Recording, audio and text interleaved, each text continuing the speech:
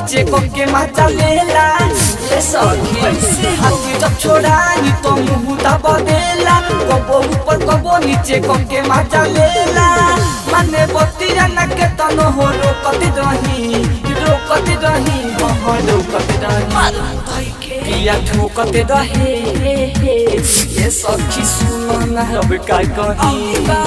पिया ठोकत रहे हम खोखत रही पिया ठोकत रहे हम खोखत रही पिया ठोकत रहे हम खोखत रही पिया ठोकत रहे हम खोखत रही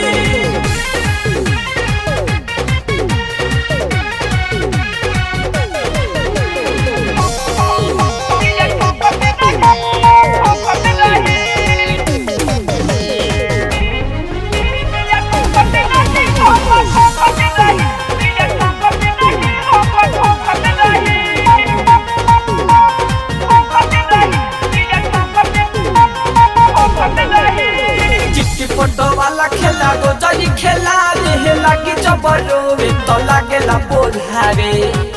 ये सब सुना चिट्ठी फोटो वाला खेला गो जनी खेला रे लागी जबरो वे तो लागेला बोधारे पिया प्यार वाला गो जई बुआ पे दहे बुआ पे दहे पिया ठोकत दहे ये सखी सुना मैं पिया ठोकत रहे हम खोखत रही पिया ठोकत रहे हम खोखत रही पिया ठोकत रहे हम खोखत रही पिया ठोकत रहे हम खोखत रही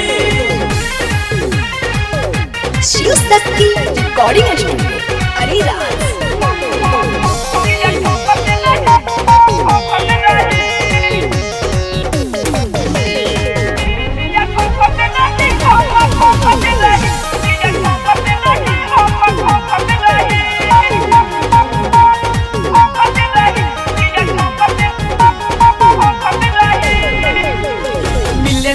राम के खाइले दवाई चोकट दिली पके कैसे समझ है मिले नया राम के खाइले दवाई चोकट दिली पके हम कैसे समझ आई आस्था लायो शिष्य को जो धरते रहे हाँ धरते रहे पिया ठोकते रहे ये सखी सुना मैं पिया ठोकत रहे हम खोखत रही पिया ठोकत रहे हम खोखत रही पिया ठोकत रहे हम खोखत रही पिया ठोकत रहे हम खोखत रही शिव शक्ति रिकॉर्डिंग स्टूडियो अरेराज।